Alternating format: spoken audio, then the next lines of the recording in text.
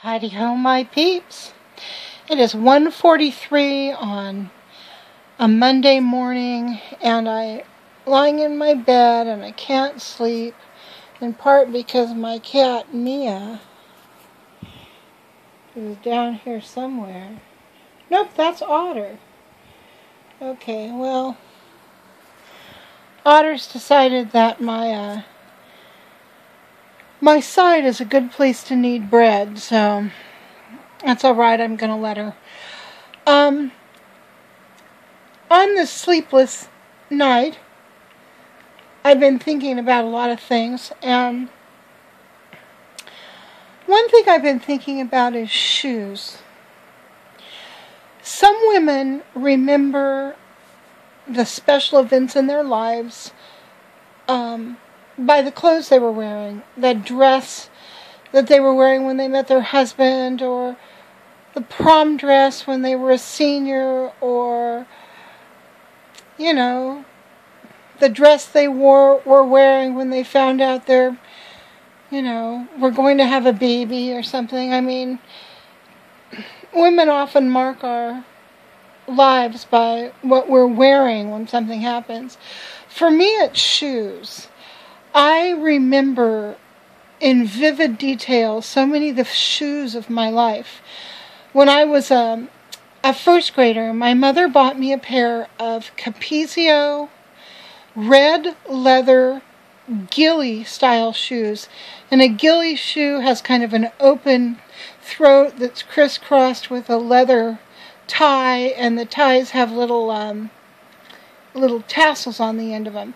And these were actually dance shoes. They weren't, designed to be street shoes or play shoes or anything. They were shoes for Irish dancing. But when she was a girl, they used to wear Capezios, and she'd found these somewhere in town, and she thought it would be neat for me to have a pair of Capezios. And I will never forget those. And one thing I will never forget is when I finally outgrew them, when I put them on and they no longer fit.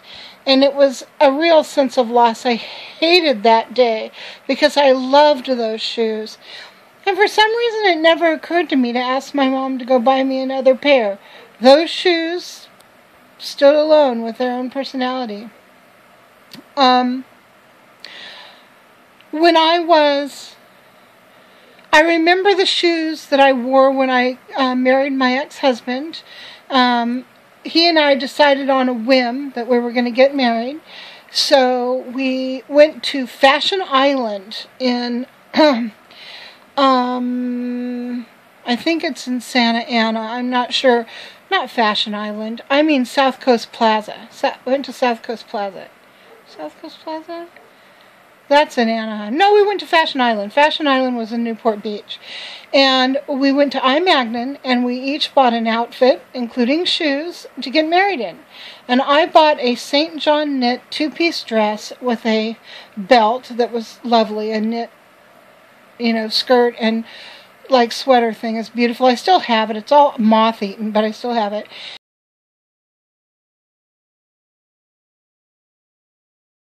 And a pair of Charles Jourdan super high heel, like evening sandals in a cream, like a bone color. They match the color of my outfit.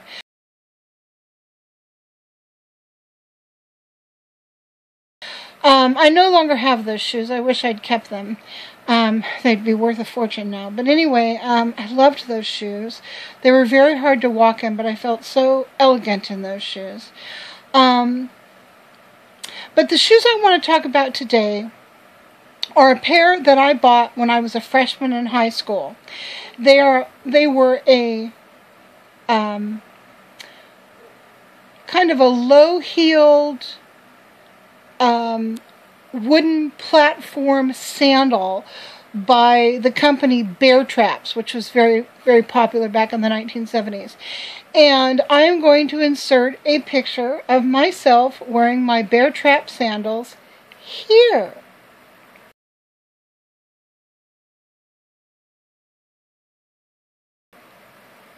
Okay, so there you go. Those are my sandals. Now, The reason I bought those sandals in the first place, hey kitty, was because when I started high school, a day or two into high school, I realized that there was another girl who had all the same classes that I had. She was somebody that I didn't know from my previous school. She had gone to Catholic school in a different town than I had, so she was one of the kids.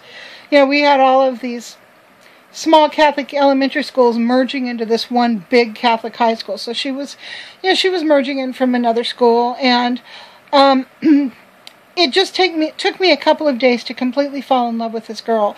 She was everything I was not, and everything I could never be. She was very smart, and not just smart, but also very functionally smart. I was not stupid, but I was not functionally smart. I had a lot of learning disorders when I was a kid. Anyway, which was extremely frustrating. But anyhow, she could do anything. She aced all of her classes, all of the classes we took together. You know, French and algebra and history and religion and biology and whatever else. And as it was, we had all the same classes, which was kind of interesting. Anyhow, I just fell in love with this girl, and I followed her around like a puppy, and that didn't seem to bother her. We became friends, and I pretty much did anything that she did. And sometime in that first year of high school, she bought a pair of these sandals that you just saw. And so, of course, I had to run out and get the same damn sandals, which I did. And, you know, I wore them for years, and I can't remember when I lost track of them. I don't know whatever happened to them. I'm so sorry I don't still have them. But I have been pining and yearning for the past so much recently that I got online and I tried to find those sandals. Well, I was on eBay the other day and I found the sandals here.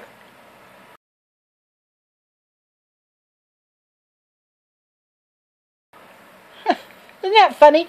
So unfortunately they're a size 7 and I would wear a size 8 probably in those sandals. So I sent a little message to the girl who had the listing, and I told her, you know, I had these shoes in 1974. I just loved them. I've been looking for them in my size. I need at least a size 8. 8.5 would be better. These are a 7. Huge bummer. Blah, blah, blah. So we sent a couple notes back and forth to one another. She has relisted them on her Etsy site, which I thought was interesting. But, yeah, you know, if I ever find those in my size again, I am going to buy them and wear them, because to this day, I still love those shoes. But this girl, let me tell you more about this girl. She was, like I said, she was all the things I wasn't. She was tall and slender, very classically beautiful, although she had this mop of kind of ugly, wiry hair. And she would try to smush it down or wear a scarf over it or whatever. It was cut about chin length. One day, not too far into the school year, maybe it might have been in October or November, she strolls into our first class, and she has her hair cut about this long, all the way around, parted on the side and you know, combed back. It looked like a kind of a schoolboy haircut in a way. Nobody was wearing their hair like that back then. Nobody. I mean, everyone had their hair, you know, it was about shoulder length or longer. It was either all one length, or a lot of people had feathered bangs. This was a year or two before before that wedge cut became so popular that everybody wore in the 1970s. But it was also about the time that a shag haircut was really popular. So anyhow, here she strolls in with this completely bizarre haircut that looked just, I mean, it looked incredibly nice and very chic and cool. I remember thinking, oh God, I wish I could look that great with hair that's, you know, a half an inch all the way around. She just looked wonderful. And she had this very unusual sense of style. I remember one time she came to pick me up. we were going somewhere to school, maybe to a dance, I don't know. And she was wearing this shirtwaist dress that she had made in a kind of a weird novelty print. And under it, she had on a pair of corduroy pants, like Levi cords. And she was wearing this big, huge tote bag she had made in a, like, Goofy the dog print. And none of it was the same colors, and none of it went together, but somehow on her, it looked fabulous. The other thing I remember that she did is we used to like to go and look at the old clothing stores, and they had tons of stuff from the 1930s, 40s, and 50s, and it was long before that got popular. There was just this area of town, real artsy, and there was one store in town, I remember. It was called Rita Star. I loved that store. Anyway, we were in there one day, and she fished out this 1950s bathing suit, all kind of gathered at the front and extremely Marilyn Monroe looking. And it was in a sort of a metallic blue. Oh, she decided that was just the bathing suit for her. So anytime we were ever lying out in the sun or going swimming or doing anything that required bathing suit, she always wore this vintage bathing suit. It was not something you ever saw anybody do back then. So this woman was so such an individual, and she had so much style and so much confidence and very little money and so much potential and intelligence and composure, and I had none of that stuff. So these shoes were, you know, they were very, they were meaningful to me. So anyhow, I didn't buy them, because why? I mean, I couldn't wear them. But I got such a kick out of seeing them again in real life, so that was kind of cool. But yeah, shoes have always been a thing for me. I remember my first pair of Birkenstocks. I remember my Frye campus boots, which I also wish I still had. I loved those boots. Just so many really interesting shoes over the years. I've always enjoyed really unusual shoes.